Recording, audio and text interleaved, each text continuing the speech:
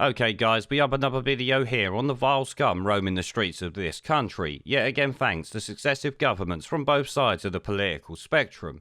Now we all know what's going on in and around London, Manchester, Leeds and pretty much everywhere else in this country when it comes to knife crime, with around 10 incidents this week alone. On top of that, we also have the other animals prowling the streets, preying on women most of the time, but we actually had one case of a 40-year-old man being attacked up north by a slim-built black guy who was in his 30s and actually violated him sexually. That sick shit there has followed other stories in the past few days, including the 2 stories I covered about the dirty fuck pigs the other day. You know, the one who had his face rearranged the moment he got in prison, and the 47-year-old dirty bastard who gave a 14-year-old girl an STD.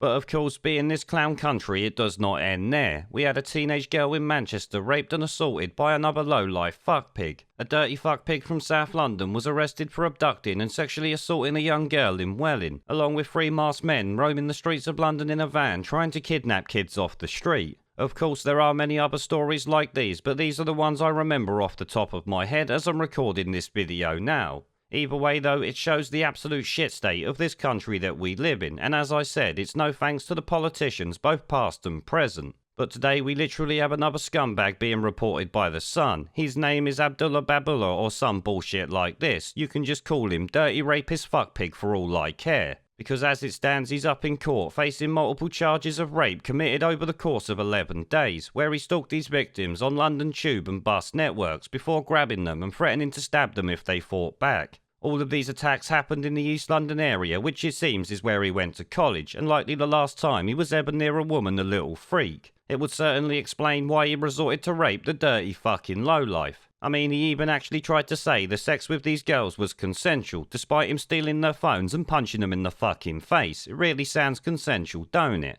Now obviously he will likely get a lot of years in prison for the crimes he's committed here. Aggravated rape, aggravated robbery, threats to kill and all of that should see a 30-year sentence minimum. But you know what, fuck that, the guy himself is actually from Sudan. Fuel up the plane and send him straight fucking back there. Job done if you ask me. That there is how you make the British public safe, or safer than they was, should I say. At the end of the day, why waste all that money keeping him here when deporting him back to Sudan should be a fucking given? If I was Home Secretary, the papers would already be signed, let me tell you that. Shit, I'd be sending him first class straight out of here the moment he is found guilty. In fact, his feet wouldn't even touch the fucking floor. Do not pass go, do not collect £200, a hotel room or a free contract phone. The paperwork says not welcome, so fuck off.